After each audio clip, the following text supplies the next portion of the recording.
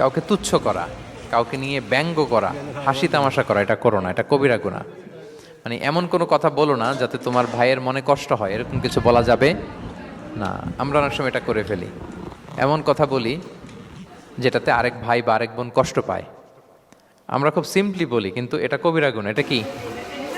বিশেষ করে তার আকৃতি নিয়ে আপনি কিছু বলতে পারবেন না, এটা বড় কবিরা গুনাহ। এটাকে বডি শেমিং বলে। কি বলে? বডি শেমিং হারাম। কারণ বডি স্ট্রাকচার, এটা কি আমার ইচ্ছা মতো হয়েছে না আল্লাহ বানাইছে? আচ্ছা, আপনি যে এত সুন্দর ফর্সা, কে বানালো?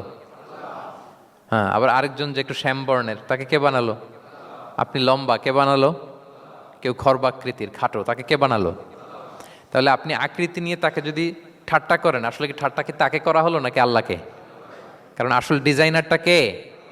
হুয়াল্লাযী ইউসাউবিরুকুম ফিল আরহামি কাইফা ইয়াশা। আল্লাহ তাআলা তোমাদেরকে যেমন চেয়েছেন ঠিক তেমন মাতৃগর্ভে তোমাদেরকে ডিজাইন করেছেন, তোমাদের আকৃতি দিয়েছেন। এজন্য কারো আকৃতি নিয়ে অবজ্ঞা করা, তুচ্ছ করা, হেয় করা, এটা প্রকারান্তরে আল্লাহকে অবজ্ঞা করার সমান। দ্য ক্রিয়েটর, যিনি স্রষ্টা, তাকে আপনি অবজ্ঞা করেছেন। ঠিক কিনা বলেন? তাহলে এখন কারো আকৃতি নিয়ে কিছু বলবেন? আমরা বাংলাদেশে এরকম বলি না? বেশি মোটা হলে তাকে একটা নাম দিয়ে ফেলি। হ্যাঁ, কি বলি? কি বলেন? মোটু।